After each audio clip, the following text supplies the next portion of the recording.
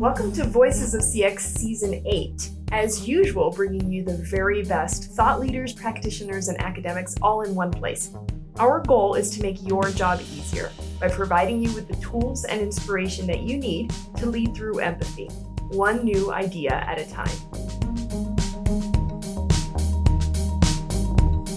Hello, listeners and viewers of Voices of CX. We are back for another episode, Season 8. We're I think winding down now, Season 8. We're towards the second half. And today I've got an amazing guest that we don't normally have.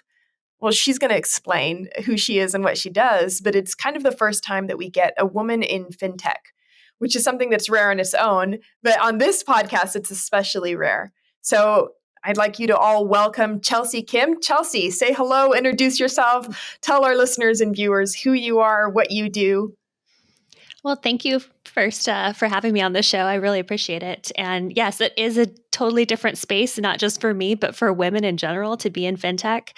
I'm the co-founder and I head up operations and community at a company called Bella Loves Me.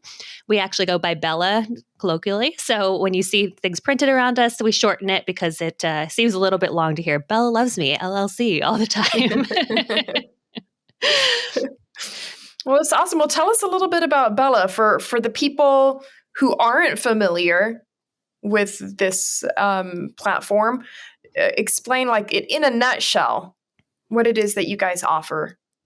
Yeah, so very, very short level, it is a personal banking platform. We don't own our own banking license. So much like most of the fintechs out there, if you're familiar with Chime or Varo or different ones like that, we use banking licenses from traditional banks. And that's how we get our FDIC insurance and things along those lines.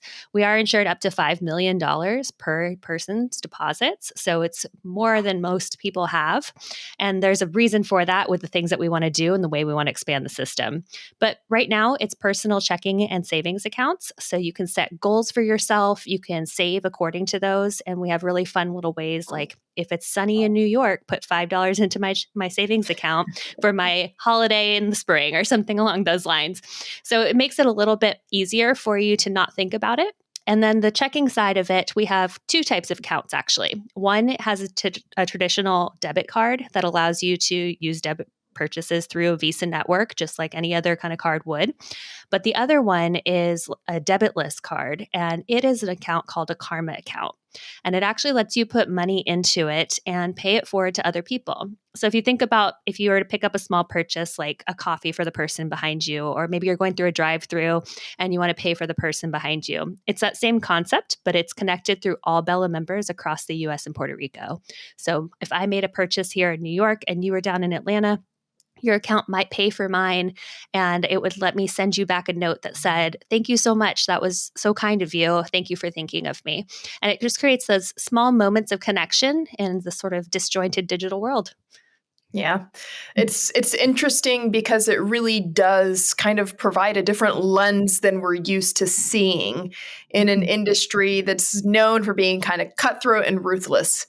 So, I mean, it's something new and revolutionary, and I want to get to what it is that encouraged you and your co-founder to start this company. But first, I want to kind of look at the career path that led you up until this moment and all of the experience that you've accumulated during your lifetime that kind of got you to this stage. Yes, it was a winding bumblebee path, as I like to call it. So I don't know if you're familiar with the concept or theory behind the bumblebee, but by sort of anatomical reasons, it should never be able to fly. It just does not make sense, right? And so I kind of relate very deeply to that of why am I in fintech?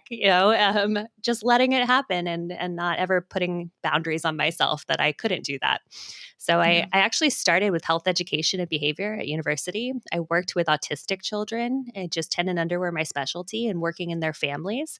So it was a lot of teaching, training, thinking of things in a different way and having to approach people from different perspectives, especially autistic children have very structured mindsets a lot of times.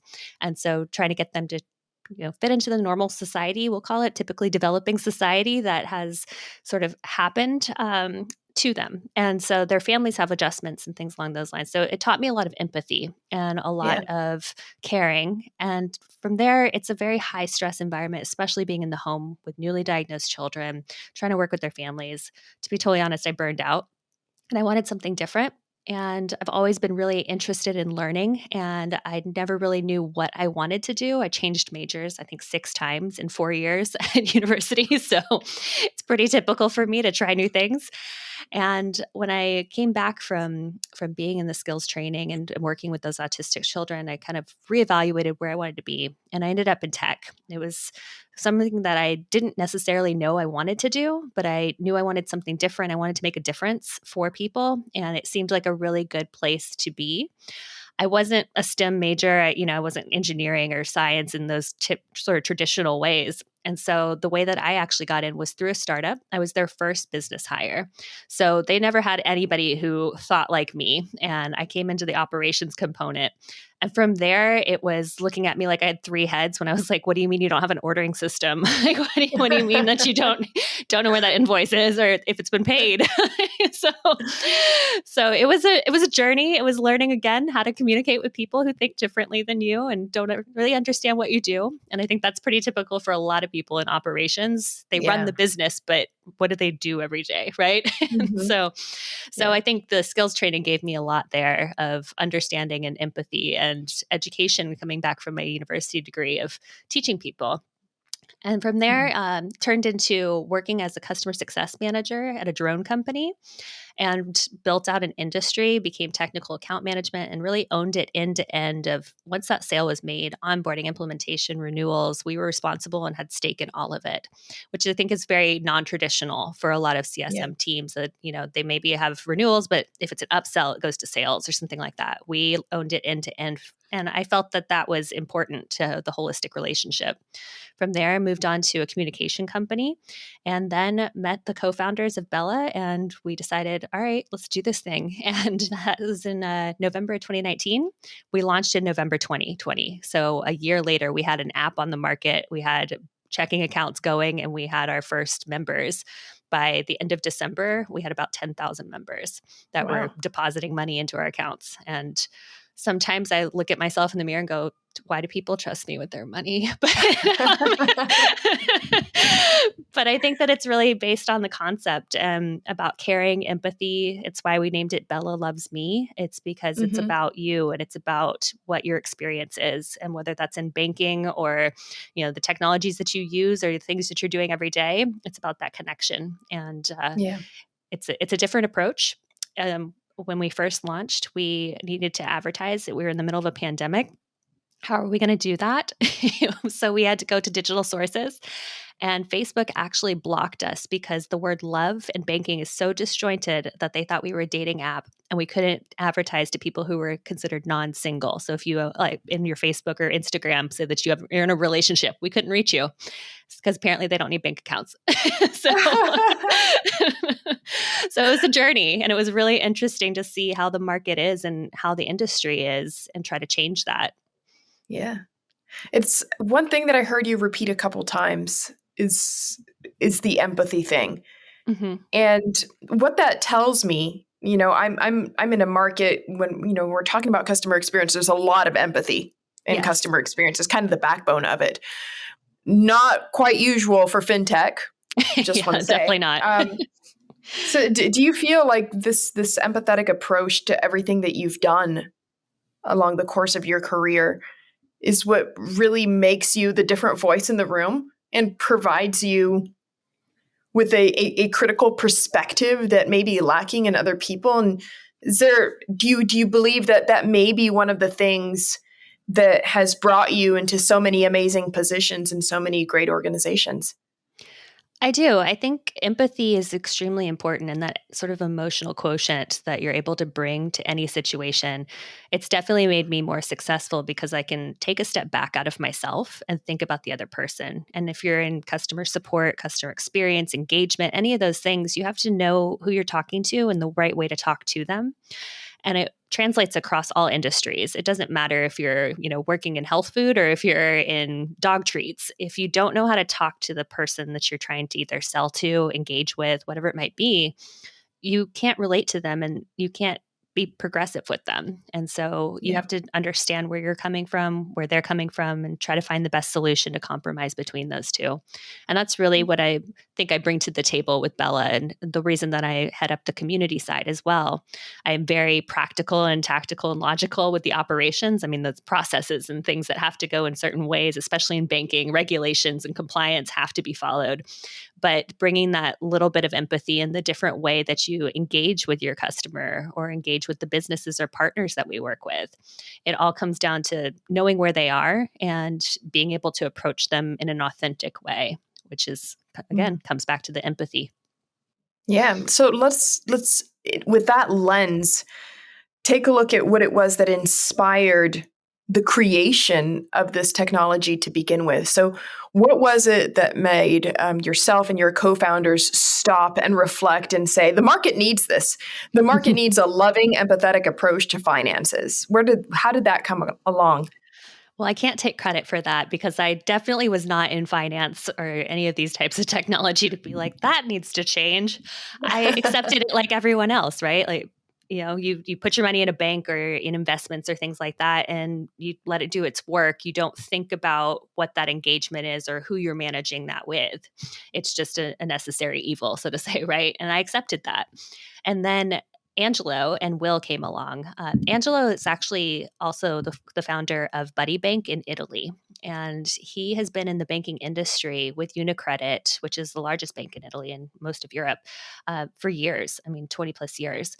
And so he has always taken this same empathetic kindness approach, but he was in this really stodgy industry that didn't want to change. And I think it just kind of came to the point where society might have been ready for it.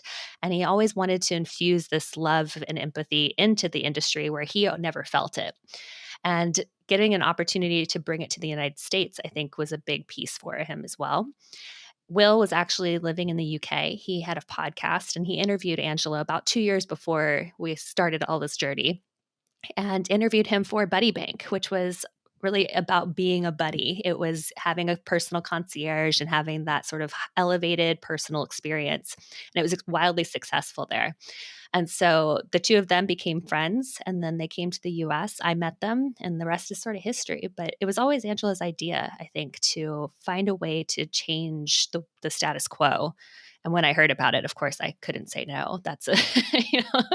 That's what I was going to ask. Like, if it was like a regular, hey, there's this cool fintech that'll help you be a really great finance bro and buy, stock, without paying taxes on it. Would that be something that would attract you?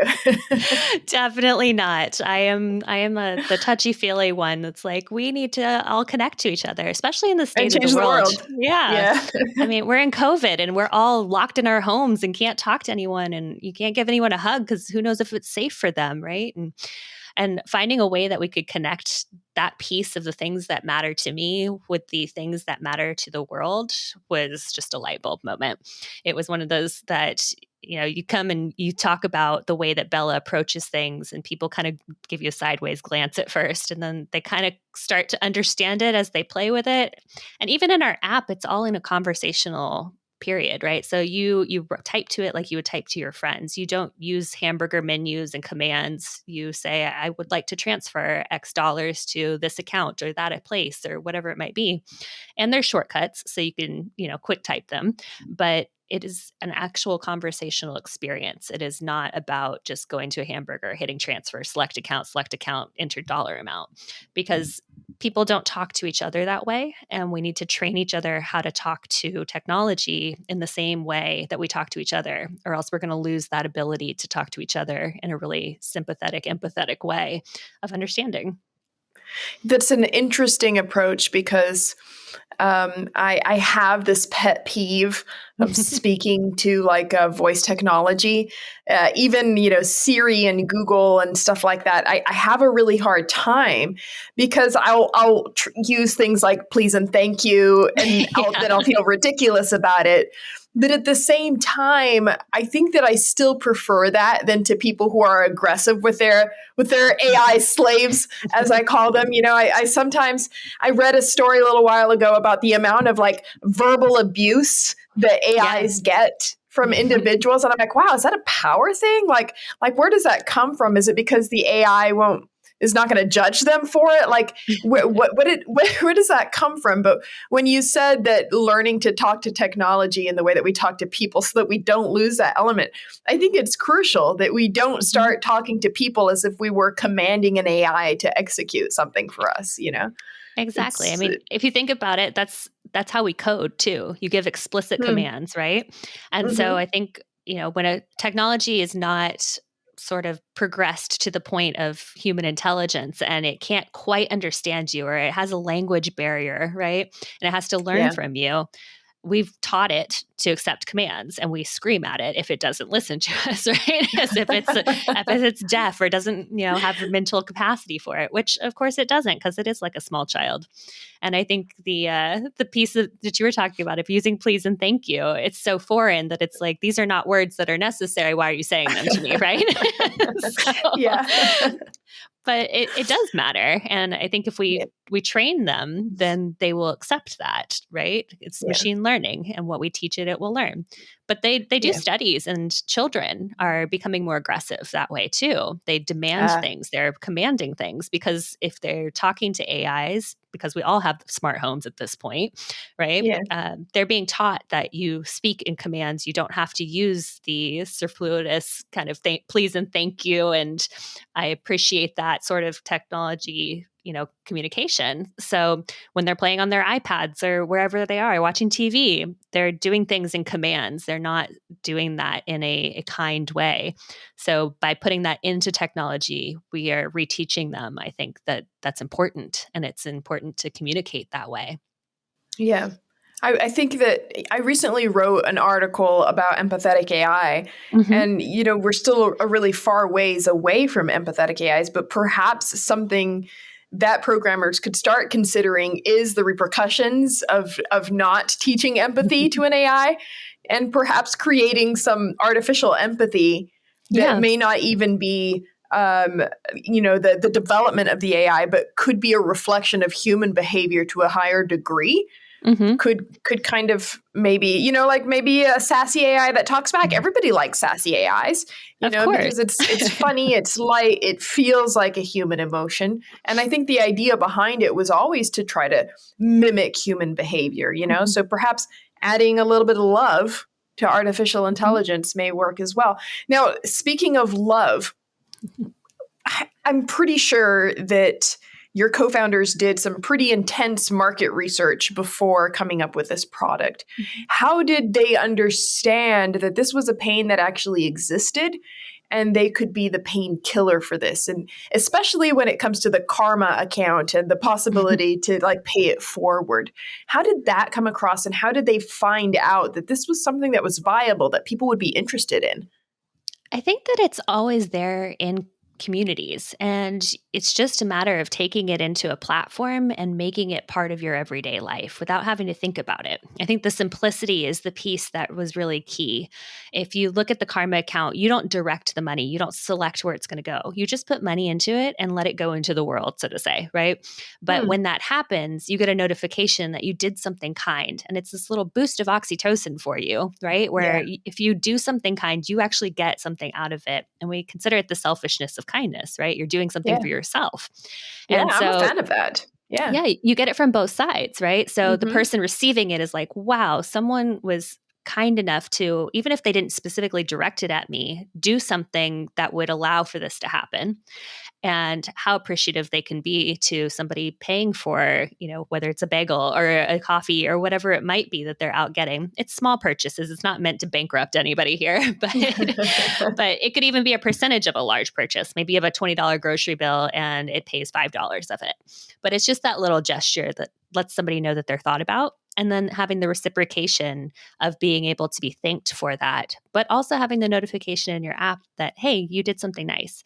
We've also publicly track it. So in the app, there's a section called the Bella Loves Me Index, and it only tracks the good that people are doing within the community. So Bella Surprises, Karma Surprises. We also have a donation piece in the platform.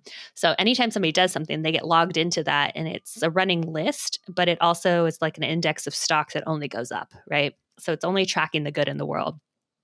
And I think that those components are the pieces that were so necessary. Was people do kind gestures all the time, but secretly people want to be acknowledged for it, right? Even if you pay for that person behind you while you're waiting for your food and then they find out, you want to see their face. And even if they don't know that it was you, you want to see that joy. And so bringing that to the platform was really the key to being able to have people understand the purpose of it. I think if you look at the history of banking and the way that people interact, it was very clear that this was sort of missing and a necessary piece, right? There's empathy and kindness and customer experience in all industries. If you even think about business to business, people are generous with each other, and there's gifts at Christmas for, your top clients and all that kind of stuff that's to an extent expected at this point. But you never expect your bank to do anything for you. Why not? Right? And what if you could? What if that became the standard, that everything you interact with should be generous and kind with you and with each other? That's community, because we do things for each other in our surrounding neighborhoods because we know that it benefits the whole. And so looking at the psychology of communities, the way that people interact, the empathy, the Karma account actually came from a tradition in Naples that's been around for hundreds of years called the Cafe Sospeso. So you go to a coffee shop, you buy one espresso for yourself, and you pay for another, because Naples is a traditionally poor community. And so they gift to each other to make sure that the whole stands, right? So if somebody needs a coffee, they can get it. They do it at grocery stores, they do it at pizza places. It started in coffee, but it's all over, and they take care of each other. And if you take that sort of tradition and that experience, we see it intermittently throughout the world, but it's something that we could do better and we could do more of, because if we take care of each other, ultimately it helps the whole. Yeah, and these small gestures are also a reminder of our humanity. Mm-hmm. And sometimes we lose track of that with all the shit that happens in the Yeah. world. And it's that a little tiny reminder, a little tiny gesture sometimes is what a person needs to turn their day around, or to Mm-hmm. to just be reminded that there is good in people and that people are willing to help each other. And that sense of community encourages, I would imagine, encourages almost like ripples. It does. And Mm-hmm. the whole idea of paying it forward is that a person that receives that benefit will also pay it forward somehow in the way that they can, you know? Mm-hmm. Now, when we were having our pre-call, you were discussing how you have a kind of a local community way of doing things starting in Los Angeles. Do you want to get into that a little bit?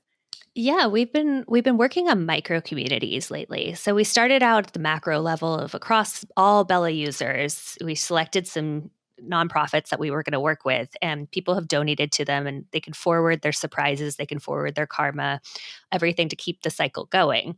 But it was a little bit disjointed for people, because if I'm in New York and I'm contributing to a dog shelter that's in the Pacific Northwest, that's all well and good, but it doesn't directly affect my local community. And maybe there's somewhere that I can be putting that money that will help the person down the street from me and create a little more impact in my local space. And so taking that into account, these donation platforms were successful, but they just didn't create the connection we wanted. And so we were looking at, okay, where can we maybe do this in a test market? And we figured LA was a good spot. Our CEO, Angelo, was also co-founder. He lives in LA. So it was something that was easy for being close to him. His wife's from there. And so they already had community ties. And it said, okay, how do we do this in their community and make this really impactful? And we met the LA Hope dealer. Her name's Corey Maddie. She's the 2021 Woman of the Year in LA. And she started in the pandemic gifting hope by painting buildings with these messages of kindness and connection, and just these controversial sort of statements of, why are we doing these things to harm each other? We should be supporting and loving each other. And so knowing that piece of what she was creating and how it connected so deeply with us, it was kind of a no-brainer to work together. And so we, over the course of a year, tried to figure out, how can we do this? We didn't want it to be totally out of home because, it's pandemic and we don't want to encourage people to be unsafe. But at the same time, we wanted to create something that was standing, and that people who didn't specifically know Bella, if you get a notification in the app, that's great. But like, how do I communicate that with you who maybe doesn't have the app, right? Right. And so We ended up doing a mural. It's in the Melrose Art District. And right now it's raising money for breast cancer awareness and research. Corey's mother was deeply affected by cancer, as was mine. And so it was something that was near and dear to both of us. Timing worked out that it was also Breast Cancer Awareness Month when we launched it in October. Pros and cons, right? We don't want to be looking like we're just jumping on the bandwagon, but timing worked out. And so she painted this gorgeous mural that is right in front of this comedy show. It has a QR code, and you can pay it forward even if you're not a Bella member. So by donating, it goes into the LA community. We chose local organizations, the Dr. Susan Love Foundation, City of Hope. They are helping local LA people. And we will continue to do that and test it out and see how people react to it. And if it's something that is meaningful to them.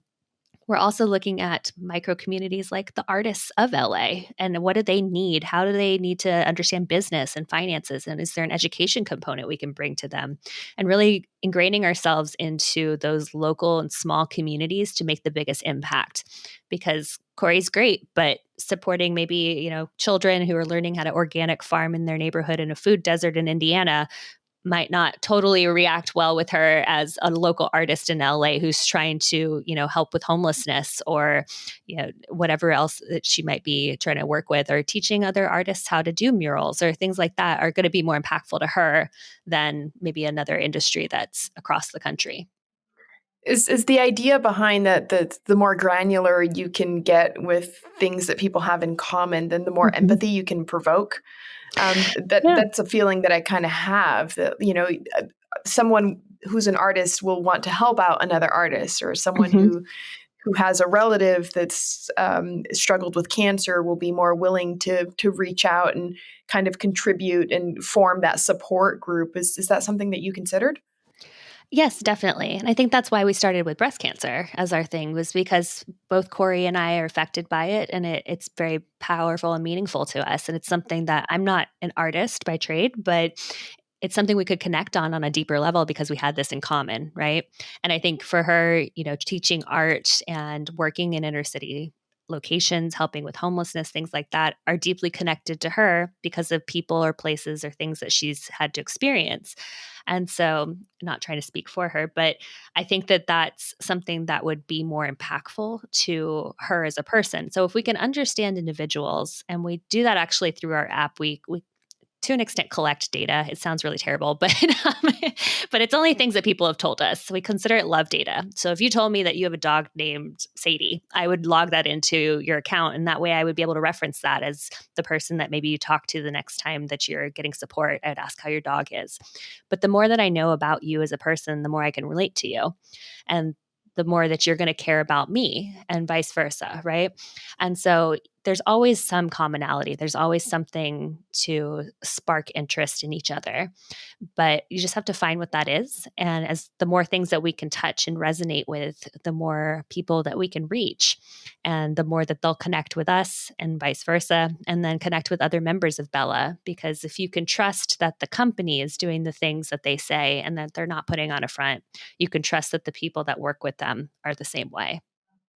Yeah, it's really interesting that you say that, because one of the things that we believe here in Worthix, and we're a tech company as well, and we build tech for this, but we believe that empathy is achieved through conversations. Yes. Because when you talk to someone and you're able to form that intimate bond, that's when you can feel what they're feeling, and understand what they're saying and relate to those Yes. experiences. And that's when empathy kind of blossoms, right? Empathy is such a strong human emotion, and it becomes one of the strongest communication tools, not only for people but for brands as well, because it is truly the best way to reach individuals where they are, and Yep. feel and have people feel heard and seen by a brand, is an interesting new concept that technology is now allowing us to do. Definitely. It's something that should not be new and innovative. It's how our communities and society work, right? We're connected closely, and it takes a village to raise a child, sort of a thing, right? Well, your village is your people close around you. It's not the person that's half a world away. So how do you not have that in business? How do you not have that in technology and the places where you're interacting all the time? It seems really obvious, but unfortunately, it's not something that's been given a lot of light. And I think that Why do you think that we lost track of that as a race, as a society?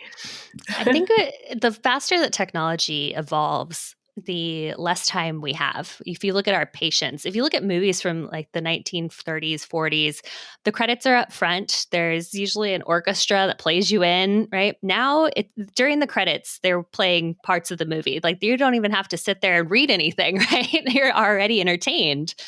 And so, from those perspectives, if you look at the way that our patience is, we've lost patience with each other and with the things that we interact with.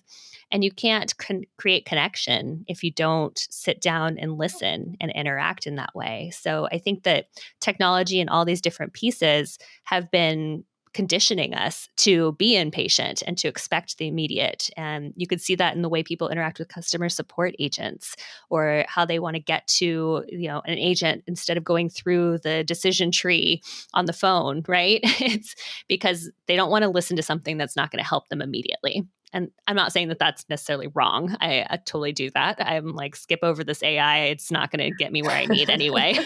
Let me talk to a person.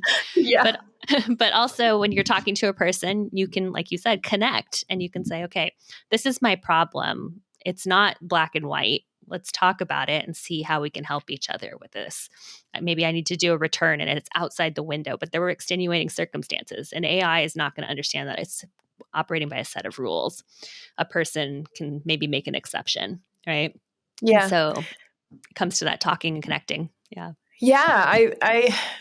I think that because I think I've got a little bit more of an understanding of what AI can and can't do, I have very little tolerance, Yeah. especially with AIs that are more simplistic. Mm-hmm. I'm the kind of person that when I get on the phone with a company and they want to run me through some sort of Yeah. a triage, I'm like, speak to a representative, and Yes. I'll get stressed, and I'll have like my overall body temperature will increase. I'll get that cortisol, and I'm like, I just need to talk to a person because this machine is not set up to. If I'm Mhm. calling, it's because the processes failed. So Yeah. don't try to put me through another process Yeah. to figure out why it failed. But I do think that we're going to get there eventually, and I do think that we're going to find a good balance between humanity and technology. We were talking about possibly programming some humanity into artificial intelligence and stuff Yeah. like that, and I think that as a race, I have a lot of faith in us. Actually, most people are pretty pessimistic when it comes to considering the future of mankind, but I'm not. I'm an optimist, and I believe in the good in people, and I believe that ultimately the good that we built as a society ends up outweighing a lot of the bad. And your product, your company, I feel like you're doing that. You're adding Yeah. an element back into something that lost its humanity. And hopefully, this will become the new normal. Hopefully, in general, maybe not in the exact way that you're doing it, but finding a way to bring uplifting human experiences into Mhm. industries that have traditionally lost it. I think that's a really beautiful mission. So I Thank commend you. you for Yeah. that. I mean, we're betting on people. It's like you said, the outlook of society can be really dim at times. You Hmm. look at war and politics and religion and all these divisive sort of concepts. But if you really boil it down, it doesn't matter what your political views are when I need to talk to you as a human, right? Hmm. Like we can disagree on certain concepts or realities and, privilege or experience or whatever it might be is coloring something. But if I can take that into account and understand I'm not going to correct, maybe something that's a little inappropriate and racist that my grandmother says because she was raised in a time where that wasn't. And Yeah. sure, capacity for learning needs to be taken into account. I'm not negating that. But by being empathetic and understanding that certain things are the way they are due to past experience allows us to say, okay, we can take that out of the equation and not judge the whole for the part, right? Yeah. And Yeah. so I think that's a big part of what Bella is about is bringing people from all walks of life, and the commonality is just trying to be better. in general, for yourself, for others, within your community. Just try to be better. And a lot of our customers actually, they are sort of that underserved market. I think that's very traditional in fintech because of being the non-traditional. Large banks incentivize large balances. If you don't have a large balance, you're usually taken advantage of. Overdraft fees, maintenance fees on your account for not having a minimum in it, those types of things. And so a lot of those people gravitate toward fintechs because those things are removed, those barriers. But you're not helping anyone if you're not educating them and helping them figure out how to take themselves out of that place. And that's a big part of Bella, is educating them that you should be saving, even if it's only $5 a month. But also, we found that those are the kindest and most giving people.